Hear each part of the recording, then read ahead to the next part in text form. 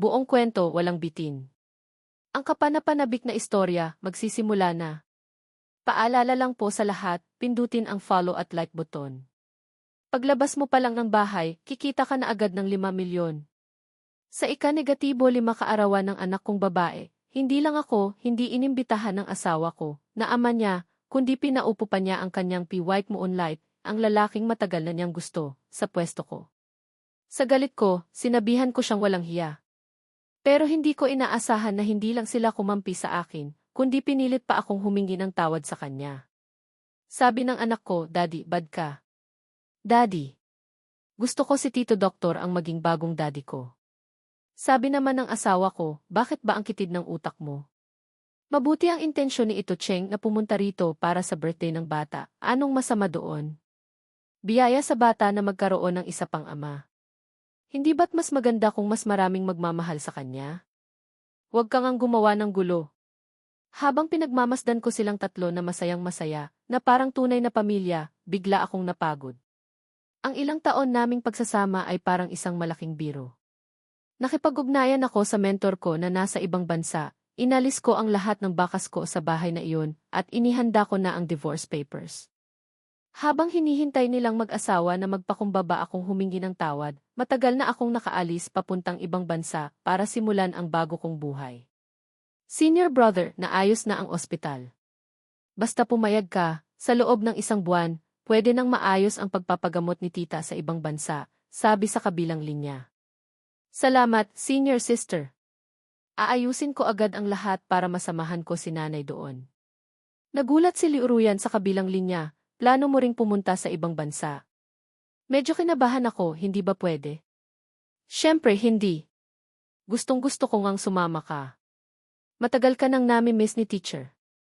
At saka, gusto ka ring makita ng mga junior natin, ang ating legendary senior brother.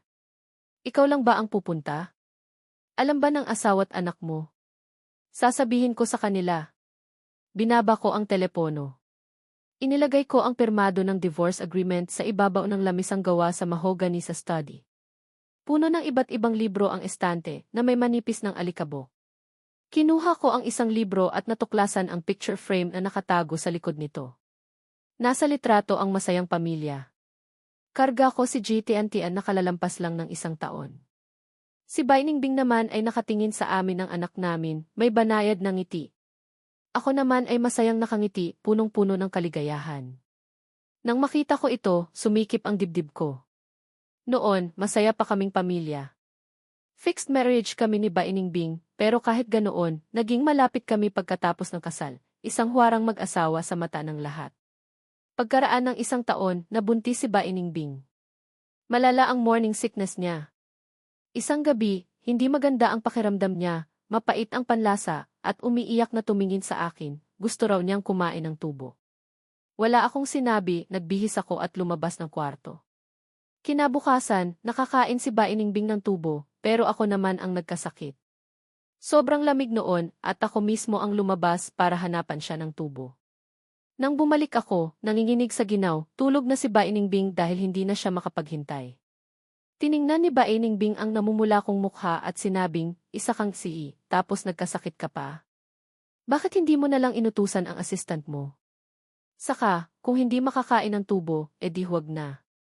Bakit kailangan mo pang magpakahirap para sa akin? Niyakap ako ni Bainingbing noon habang umiiyak sa konsensya.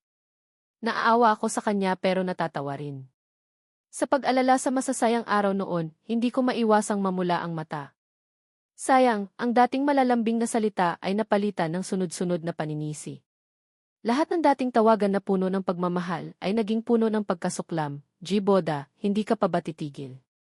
Ang mga eksenang paulit-ulit na sumasagi sa isip ko ay huminto sa gabi 3 araw na ang nakalipas. Malakas ang ulan noon. Pagdating ko sa bahay ng mga bae, nagsimula na ang handaan. Kaarawan ni Baijiaking at ng apong si Jitiantian, 5 taong gulang. Nagkakasayahan ang pamilya.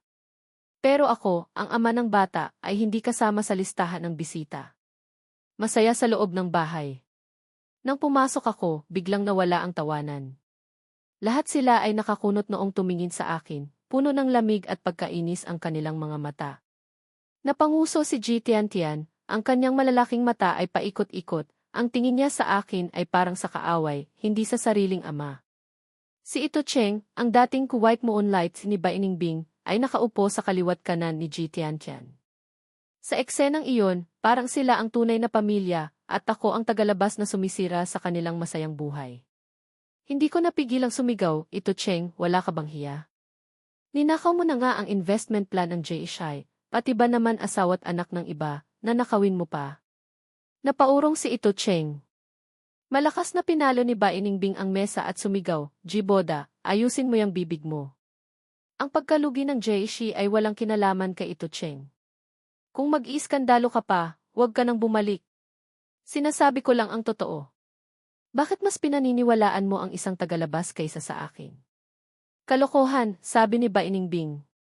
Si Ito Cheng ay matagal ng kaibigan ng pamilya Bai. Paanong naging tagalabas si Ito Cheng? Mabuti ang intensyon ni Ito Cheng na pumunta rito para sa birthday ni Tiantian. Huwag kang ang gumawa ng gulo. Napakunot noo ako ang gumagawa ng gulo. Sa sobrang galit, gusto kong sugurin si Ito Cheng para tanggalin ang kanyang mapagkunwaring maskara, pero pinigilan ako ni Bai Ningbing. Si Ji Tiantian naman ay biglang umiyak ng malakas. Wah! Daddy, bad ka.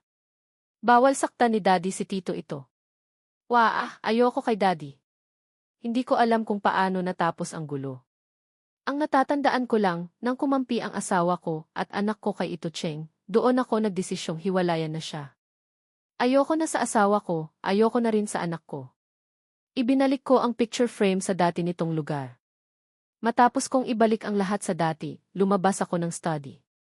Pababa ako ng hagdan nang makasalubong ko si Bai Ningbing na parang yelo ang mukha. Akala ko'y hindi niya ako papansinin, pero pinigilan ako ni Bai Ningbing. Jiboda, kailangan mong humingi ng tawad kay Ito Cheng para sa mga sinabi mo 3 araw na ang nakalipas. Hindi ako makapaniwalang tumingin sa kanya. Ako? Hihingi ng tawad? Alin sa mga sinabi ko ang mali? Kumunot ang noo ni Bai Ningbing. Ayokong makipag-away sa'yo. Kahit na nakalimutan ni Ito Cheng na imbitahan ka sa birthday party, hindi mo kailangang maging ganyan ka petty. Saka, dumating ka naman sa huli, di ba?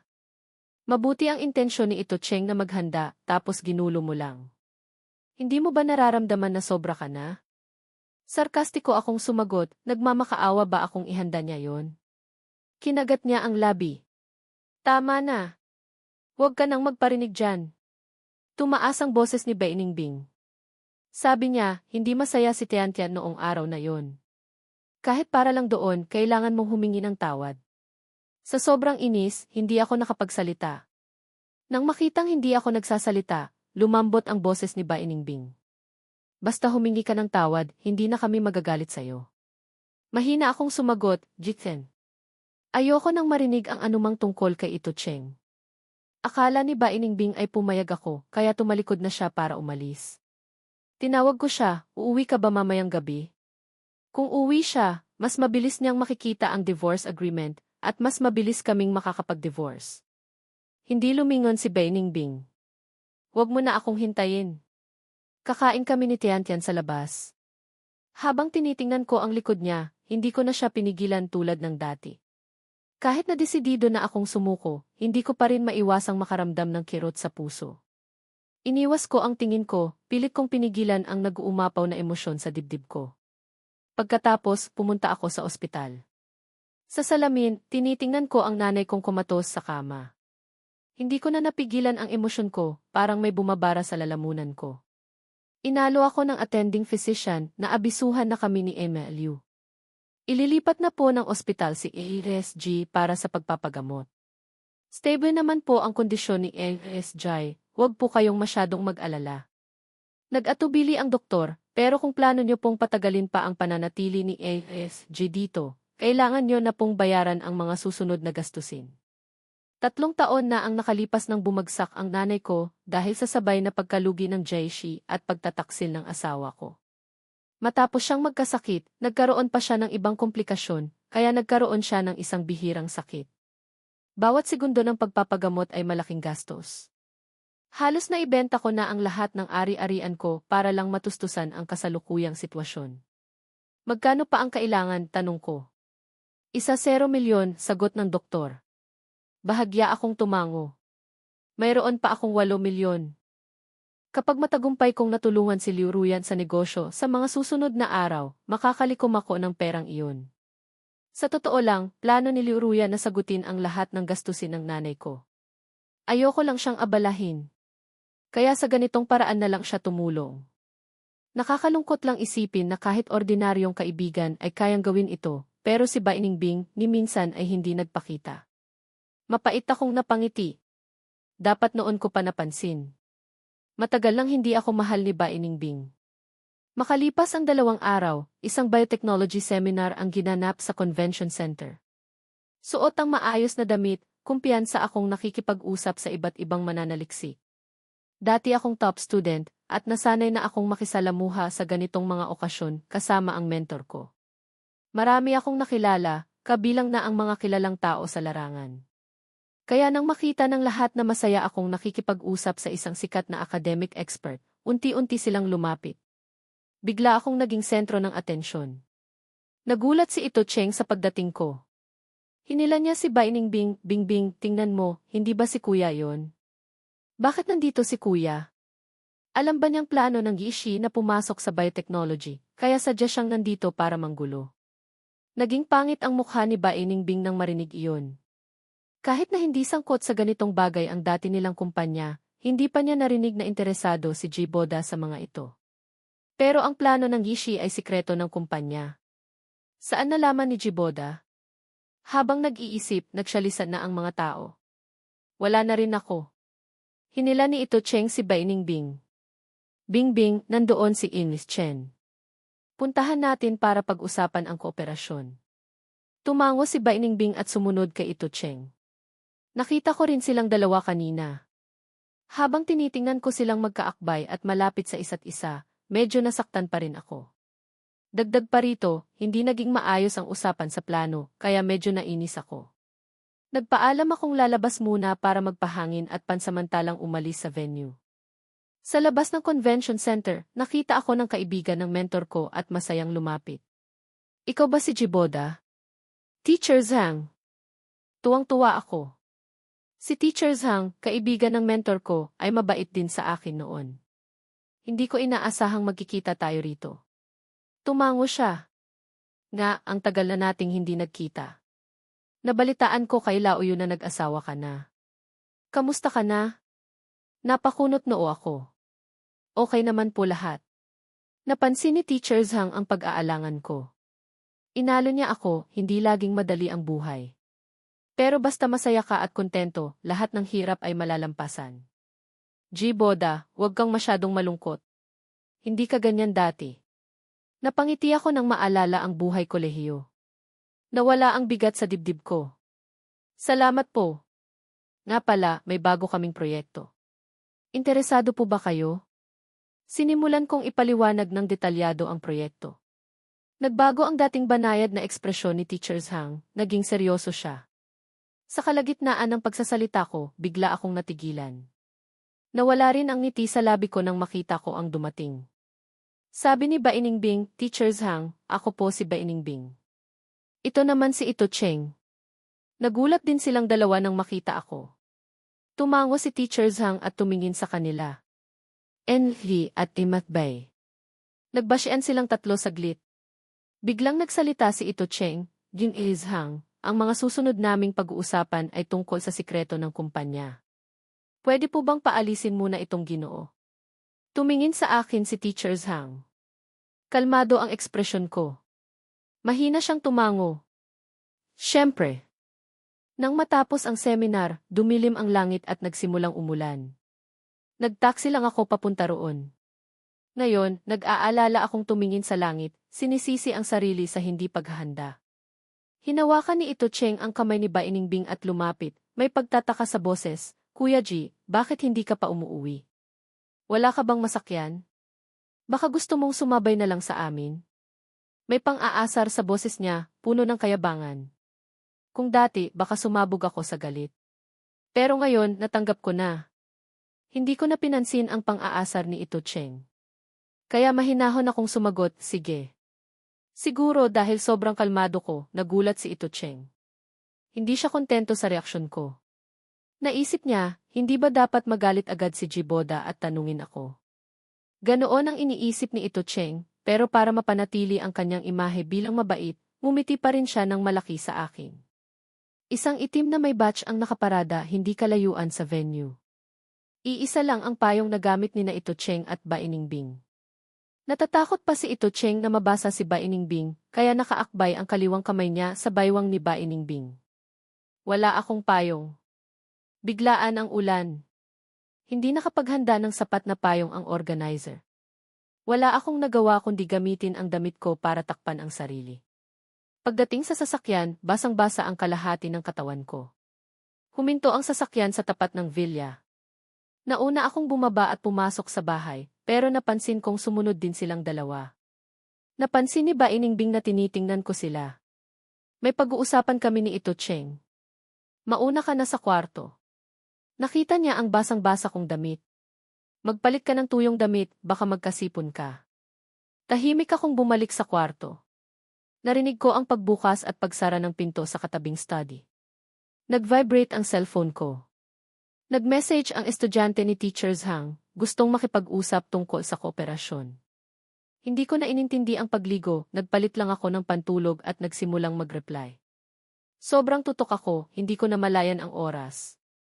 Nang maipadala ko na ang kontrata kay Liruyan, saka ko lang ibinaba ang cellphone. Naninigas ang katawan ko sa ginaw. Napabahing ako. Nahihilo ako at hindi maganda ang pakiramdam ng tiyan ko. Hindi ko masyadong pinansin. Pagkatapos maligo, bumaba ako. Siguro nakaalis na si Ito Cheng. Nakaupo si Ba Iningbing sa sofa, nagbabasa ng dyaryo. Tanong ko lang, hindi ka aalis ngayon? May auction bukas makalawa. Sumama ka sa akin. Sabi niya, wag mong sabihing walang nagsabi sa'yo. Hindi na ako pupunta. Bakit hindi ka pupunta? Galit ka pa rin ba? Inilabas ni Ba Iningbing ang cellphone at ipinakita sa akin ang mga litrato.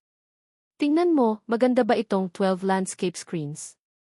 At itong carved flower pot. Ang mga sinasabi niya ay mga paborito ko noon. Alam kong nabanggit lang niya iyon. Ang mga gusto ko, walang halaga sa mata ng taong hindi na ako mahal. Ang auction ay ginanap sa isang villa sa bundok. Makaluma ang disenyo sa loob at labas ng venue. Nakaupo ako sa sulok, pinagmamasdan si Ba Iningbing, si Ito Cheng, at si Ji Tiantian na magkakasamang nakaupo, na parang sila ang tunay na pamilya. Hindi ako interesado sa auction, kaya walang gana akong nakaupo at nakikinig. Sunod-sunod na usapan ang naririnig ko. Sabi ni Ji Tiantian, Mommy, ang boring ng auction. Ayoko na dito. Ngumiti si Ito Cheng, Tiantian, be good. Maging mabait ka, bibigyan ka ni Tito ng reward mula kay Mommy, okay? Umiling si Ji Tiantian. Ayoko. Gusto ko nang lumabas at maglaro ngayon. Malambing ang boses ni Ba Iningbing. Pasamahin mo si Daddy sa labas. Napanguso si Ji Tiantian. Mas mabuti pang hindi na lang. Ayaw akong payagan ni Daddy na maglaro ng kahit ano. Ayoko siyang kasama. Tiantian. Mahinang saway ni Ba Iningbing. Tumalikod si Ji Tiantian nang may pagkainis. Hinaplos ni Ito Cheng ang ulo niya, yumuko at bumulong sa tenga niya. Hindi ko alam kung ano ang sinabi nila, pero biglang nagliwanag ang mukha ni Ji Tiantian. Tumalon siya mula sa upuan, tumakbo papunta sa akin, at hinawakan ang kamay ko. Daddy, samahan mo akong maglaro sa labas, please. Samahan mo akong maglaro sa labas? Bihirang maging malambing ang boses ni Ba Iningbing. Jiboda, samahan mo si Tiantian sa labas. Siguradong hindi mo magugustuhan ang mga item sa auction ngayon. Yung antigong painting at florera na ipinakita mo kahapon, mukhang maganda, sabi ko. Ipinapasa mo sa akin ang bata para makasama mo ang kalaguyo mo. Ano ako, tagapag-alaga? Bahagyang nanigas ang ekspresyon ni Ba Iningbing. Hindi niya inaasahan na ganoon ang sasabihin ko. Pero sa harap ng ibang tao, nagpakita pa rin siya ng pagiging mahinhin. Aalalahanin ko para sa'yo. Hindi na makapaghintay si Ji Tiantian, hinihila na niya ako palabas. Punta tayo sa pavilion para maglaro. Nagmamadaling tumakbo si Ji Tiantian. Natatakot akong madapa siya, kaya hindi ko maiwasang paalalahanan, dahan-dahan. Ingat ka. Pagdating sa pavilion, biglang binitawan ni Ji Tiantian ang kamay ko. Nag-umpisa siyang umakyat baba sa batong upuan, binaliwala ang mga paalala ko. Unti-unting lumalim ang gabi. Kumapal ang hamog sa bundok. Naramdaman kong medyo malamig na. Tiantian, tama na ang laro. Balik na tayo. Nainis si Ji Tiantian. Ang kulit mo. Hindi ka katulad ni Tito ito. Kailan ka ba hihiwalayan ni Mommy? Gusto ko si Tito ito ang maging daddy ko. Nang marinig ko iyon, nanlamig ang buong katawan ko. Sino ang nagturo sa iyong sabihin yan? Si Ito Cheng o sinong kamag-anak? Walang nagturo sa akin. Mas magaling talaga si Tito ito sa'yo. Mas magaling si Tito ito ng 100 beses, 1,000 beses. Gusto ko si Tito ito. Habang tinitingnan ko si Ji Tiantian na matatas magsalita, naalala ko noong sanggol pa siya at nag-aaral magsalita. Ang mabait na batang iyon, lalapit sa akin para aluin ako kapag malungkot ako, at sasabihin, Daddy, huwag kang malungkot. Maging masaya ka. Mahal ni Tiantian si Daddy. Ngayon, blanko ang isip ko. Parang na-freeze ang katawan ko, hindi makagalaw. Nang matauhan ako, mapait akong napangiti. Tapos ka na ba? Kung tapos ka na, balik na tayo. Mainit ang atmosphere sa auction. Malakas na inanunsyo ng host, congratulations kay Imeth Bai sa pagkapanalo ng Rolex Gold Watch. Sa gitna ng inggit na ekspresyon ng lahat, kinuha ni Bai Ningbing ang relo mula sa tray at isinuot ito sa kamay ni Ito Cheng. Nagsimulang magkantiyawan ang mga tao. Nakakainggit naman. Siya ba ang asawa ni Imeth Bai? Ang bait ni Imeth Bai sa kanya. May sumang-ayon nga, 80 milyon yan. Hindi man lang kumurap si Imeth Bai nang bilhin niya iyon. At saka yung 12 landscape screens ni Kibaishi, 100 milyon. Mahal na mahal talaga ni Imeth Bai ang asawa niya. Biglang binitawan ni Ji Tiantian ang kamay ko at tumakbo papunta sa kanila. Nagtawanan silang tatlo, parang isang napakainit na eksena. Ang susunod na item na ipinakita ay ang Kiyao carved flower pot. Hindi na kailangang isipin, ang item na ito ay napunta rin kay Bai Ningbing. Muling uminit ang atmosphere sa venue. Sumakit ang ulo ko sa ingay, kaya bumalik ako sa pavilion para magpahangin. Nakasandal ako sa rehas at tumingin sa malayo. Tumawag si Liu Ruyan. Sabi niya, hindi naging maayos ang usapan sa kooperasyon. Panay ang pagsubok ng kabilang partido, mukhang may iba pang kakumpetensya. Naalala ko ang pagdating ni na Ito Cheng at Bai Ningbing noong araw na iyon. Baka Ishai o baka Baishai, sagot ko. Baishi, sabi ni Liu Ruyan. Kung Baishai, mas madali. Pwede tayong makipag-partner sa Baishai. Pinutol ko siya. Walang ganyang posibilidad. Matigas ang pagkakasabi ko, medyo pasigaw pa. Natahimik saglit ang kabilang linya. Sa bagay, kaysa makipag-partner, mas malaki ang makukuha nating benepisyo kung tayo lang. Narinig ko ang sarkastikong boses ni Ito Cheng sa likuran ko. Ji Boda, anong ginagawa mo ditong patago? Nakita mong mabait sa akin si Bingbing kaya nagsiselos ka? Pinatay ko ang screen ng cellphone ko at humarap sa kanya. Anong ginagawa mo rito? Dahan-dahang lumapit si Ito Cheng. Marahan niyang iwinagayway ang gintong pulsera sa kamay niya, may mapagmataas na ngiti sa mukha. Hindi mo pa rin ba naiintindihan?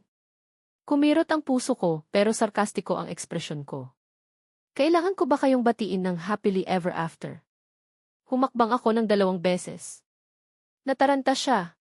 Anong gagawin mo? Sinasabi ko sa'yo, kung maglalakas loob kang saktan ako, hindi ka patatawarin ni Bingbing. Wala akong gagawing masama. Nakaharang ka sa daan ko. Ayokong makipagtalo sa kanya. Pero bigla akong hinawakan ni Ito Cheng sa kamay. Hindi ka pwedeng umalis?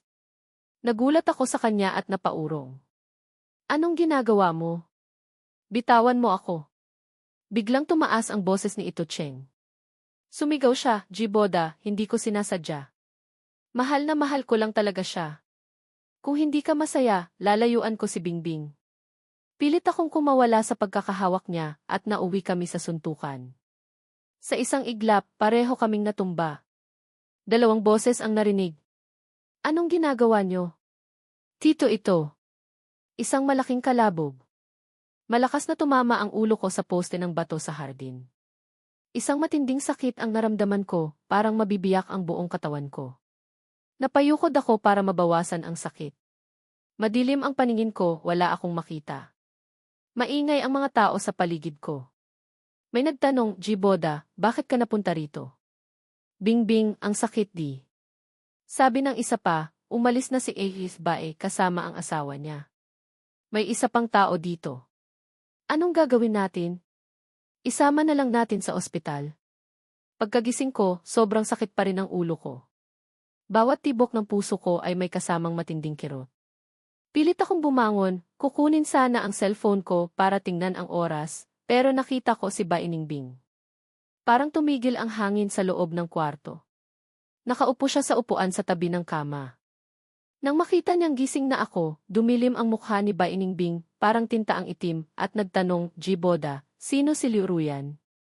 Ayokong sagutin siya. Pero nang makita ko ang basag na screen ng cellphone sa kamay ni Bainingbing, nanlaki ang mata ko. Agad kong sinubukang agawin ito. Itinaas ni Bainingbing ang kamay niya, tumayo at pinigilan ang kamay ko. Sino siya? Siya ba yung kabit mo na hindi mo mailantad? Sobrang sakit ng ulo ko, wala akong lakas para lumaban. Hindi ko alam ang sinasabi mo. Nasasaktan mo ako. Bitawan mo ako. Hindi kumilos si Bainingbing. Ang galing mo na talaga, ano? Ilang araw lang kitang hindi pinansin, nagmadali ka nang humanap ng ibang babae. Jiboda, ganyan ka ba kadesperado? Talaga? Sa sobrang inis, natawa ako. Kung desperasyon ang pag-uusapan, sino ang tatalo kay Ito Cheng? May asawa na, pero nilalandi pa rin. Humanap ako ng kabit. Ano mo naman siya? Galit na galit siya. Jiboda, ang galing mo na. Sino ang nagbigay sa'yo ng karapatang siraan si Ito Cheng ng ganyan? Itinaas ni Bainingbing ang kamay niya para sampalin ako, pero nang makita niya ang maputla kong mukha, ang magkasalubong kong kilay, at ang sakit sa mga mata ko, hindi niya maituloy ang kamay niyang nasa ere. Dapat kang magpasalamat na walang nangyaring masama kay Ito Cheng. Kung hindi matatapos agad ang isyong ito. At isa pa, pinapayuhan kita, wala akong pakialam kung sino si Liu Ruyan, putulin mo na ang ugnayan niyo agad. Napakunot noo ako at hindi nagsalita. Bakit? Bakit sila ni Ito Cheng pwedeng maging malapit sa isa't isa nang walang pakundangan, samantalang ako, wala man lang karapatang makipag-chat online sa kaibigan ko? Dinala na niya si Ito Cheng sa bahay, anong karapatan niyang husgahan ako? Paanong naging ganyan siya kawalang hiya? Habang tinitingnan ko ang matigas na likod ni Bainingbing papalayo, nawala na rin ang huling hibla ng pag-asa ko sa kanya. 3 araw akong nagpahinga sa ospital, walang dumalaw sa akin. Nang araw na lumabas ako, sobrang dilim ng langit. Parang may nakabarang bulak sa dibdib ko, hindi ako makahinga. Humugot ako ng malalim na hininga. Tatawag na sana ako ng taxi pa uwi nang makatanggap ako ng tawag mula kay Liu Ruyan. Jiboda, may malaking problema. Sinabi sa akin ni Liu Ruyan na biglang nakuha ng Gishi ang pagkakataon sa kooperasyon sa pamamagitan ng alok na mas mataas kaysa sa budget namin. Nang marinig ko iyon, para akong binuhusan ng malamig na tubig sa gitna ng taglamig.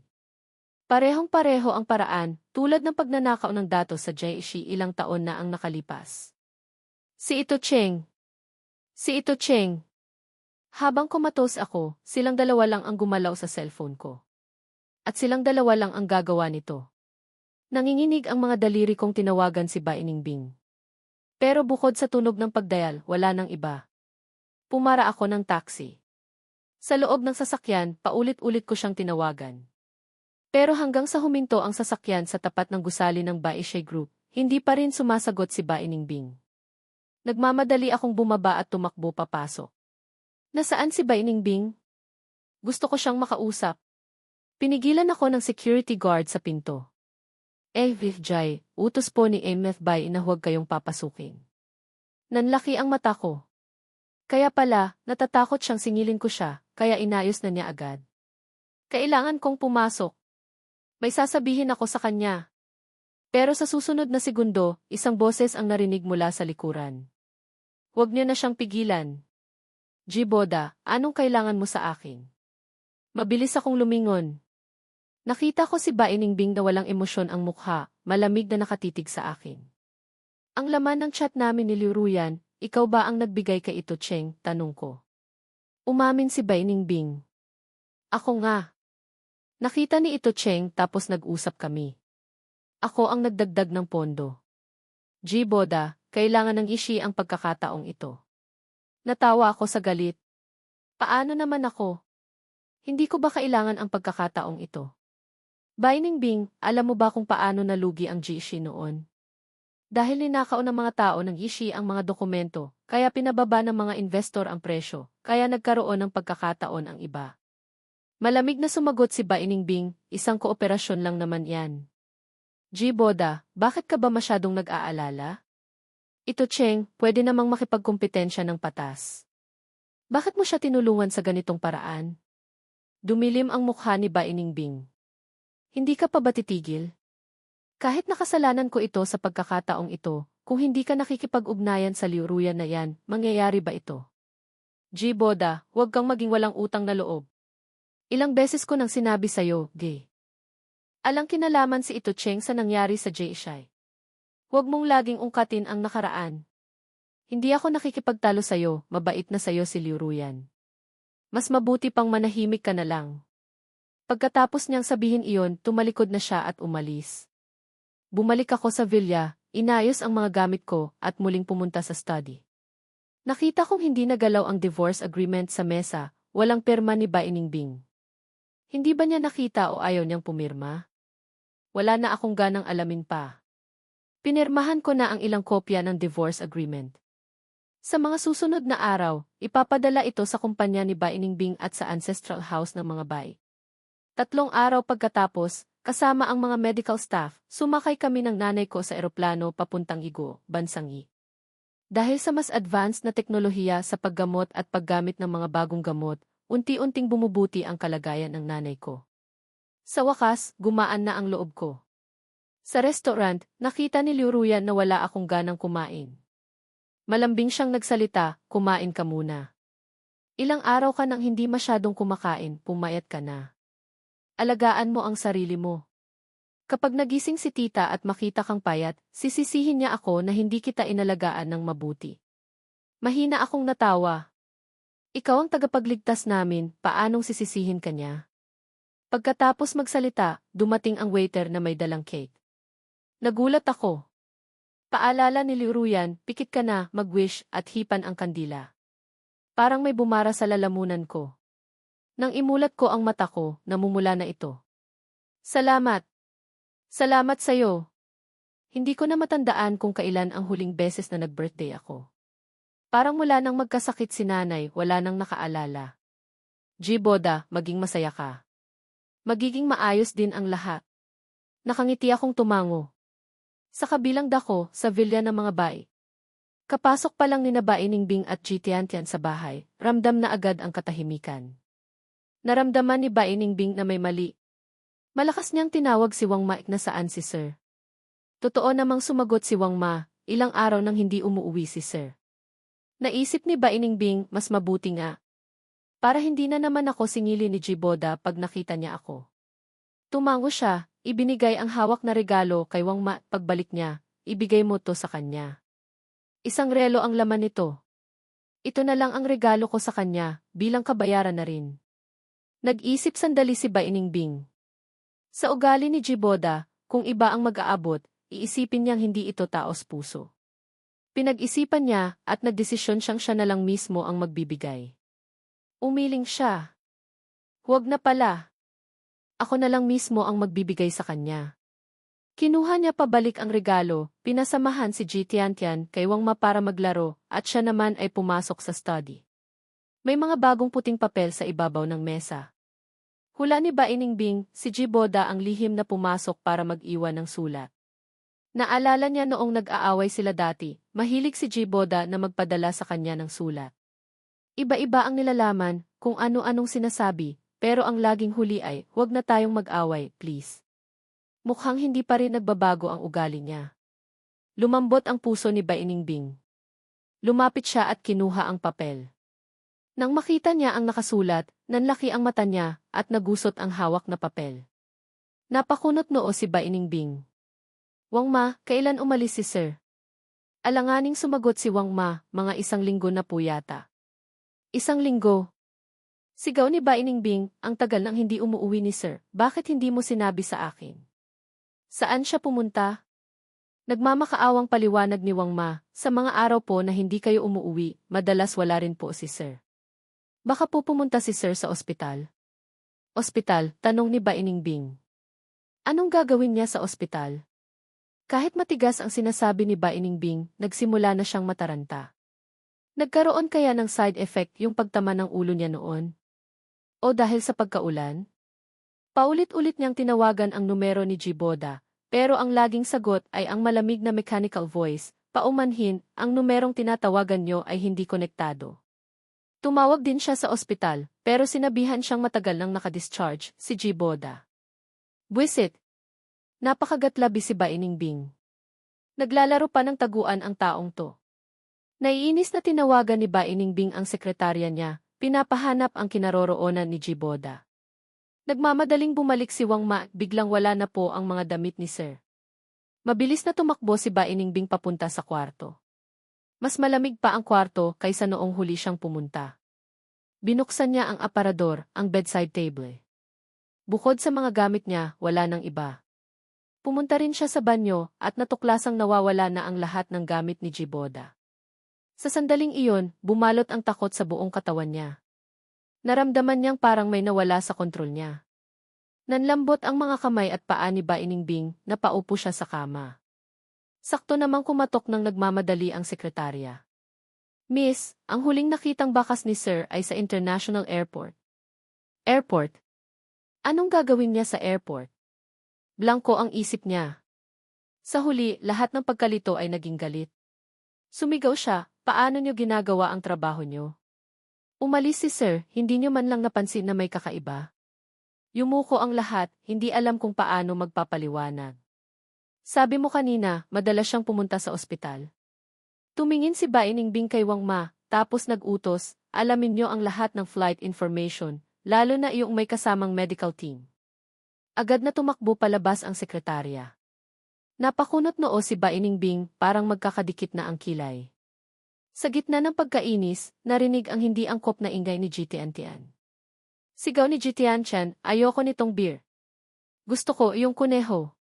Nang tingnan ni Baining Bing, nakaupo si Jitian sa playmat, pilit na pinapalo ang laro ang oso na kulang ng isang tenga. Nakakalat sa paligid niya ang iba't ibang laruan. Anong nangyayari? Paliwanag ni Wang Ma, hinahanap po ni Miss yung kuneho. Yung laro ang bigay ni A with G. Tinitigan ni Baining Bing ang laruan. Biglang bumalik sa isip niya ang matagal nang nakalimutang alaala. Noon, hindi pa pinapanganak si Jitian. Nakaupo si Jiboda sa upuan sa hardin, nababalutan ng gininto ang sinag ng araw. Nakangiti siya, maingat na tinatahi ang laruan, na para bang isang napakahalagang kayamanan ang tinitingnan niya. Siya naman ay lumapit, sumandal sa balikat niya, at nanukso, bakit tabingi ang tahi mo, na naging dahilan para itaboy siya nito. Ang dating kaligayahan, ngayon ay puro pait na lang ang naaalala. Sumikip ang dibdib ni Baining Bing. Naisip niya si Jiboda na nawawala. Inagaw niya ang laruan, huwag ka nang mag-ingay. Mommy, bad. Umiyak si Jitian. Nataranta namang pumasok ang sekretarya. Miss, ang destinasyon po ng flight ni Sir ay Empire Country. Empire Country? Bakit pupunta sa Empire Country? Kung hindi siya nagkakamali, ni minsan ay hindi nabanggit ni Jiboda ang Empire Country. Para ba kay luruyan na iyon? Iniwan niya ang asawa't anak para sa babaeng yon. Napakagatlabi si Baining Bing at nag-utos, i-freeze niyo lahat ng card ko sa ilalim ng pangalan ko. Hindi siya naniniwalang hindi pa rin babalik si Jiboda kahit ganoon. Nang makitang lalong sumasama